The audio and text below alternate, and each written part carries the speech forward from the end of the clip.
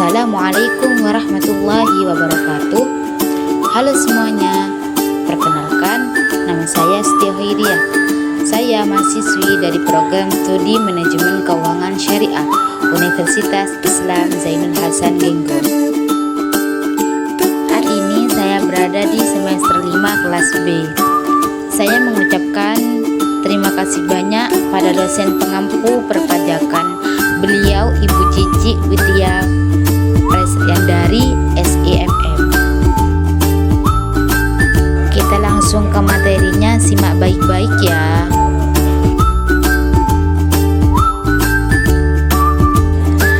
Materi yang akan dibahas tentang dasar perpajakan. Poin pertama, pengertian pajak.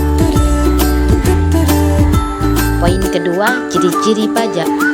Poin ketiga, fungsi pajak.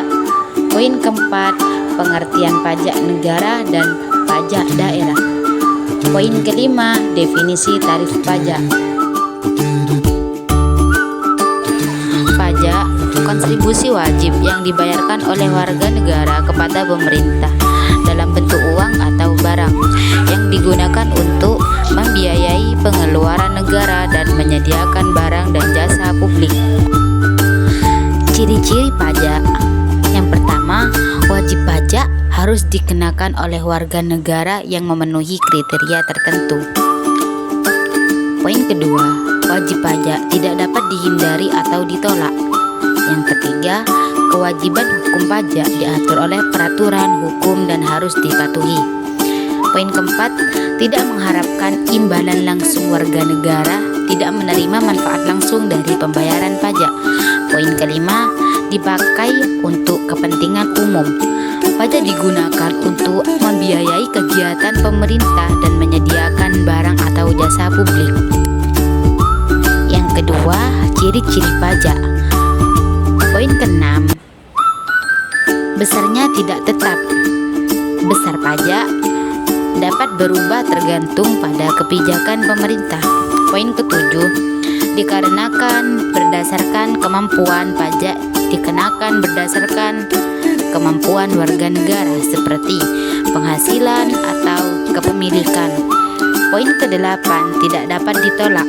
Pajak tidak dapat ditolak atau dihindari kecuali dengan alasan yang sah.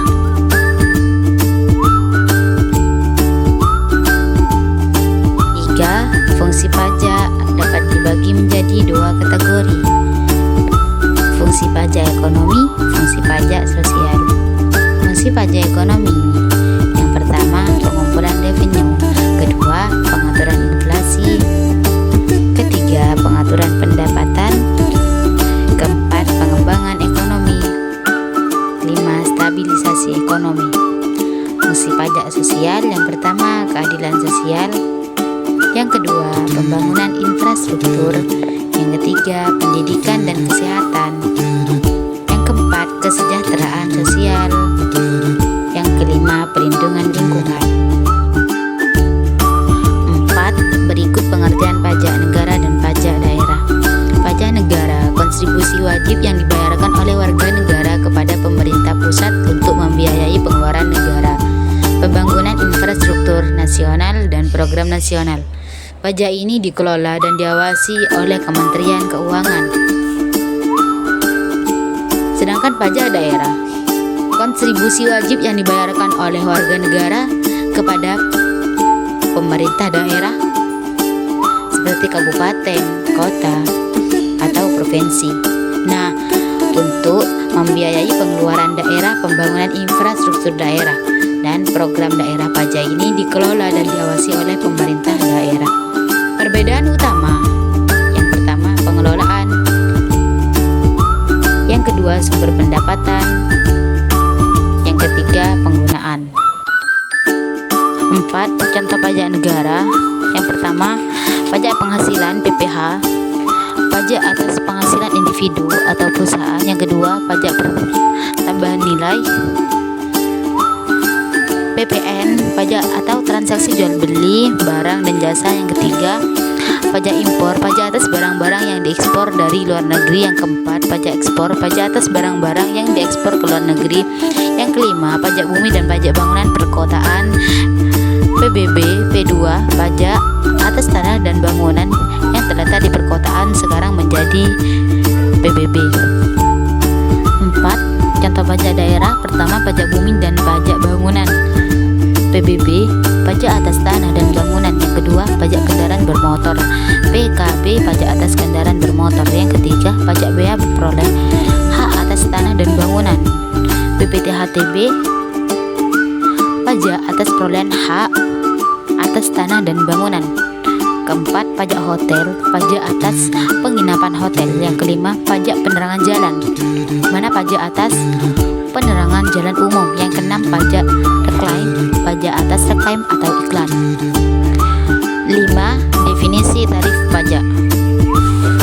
Persentase yang digunakan untuk menghitung besarnya pajak yang harus dibayar oleh wajib pajak atas objek pajaknya. Besarnya tarif pajak ditentukan oleh pemerintah dan berlaku secara umum.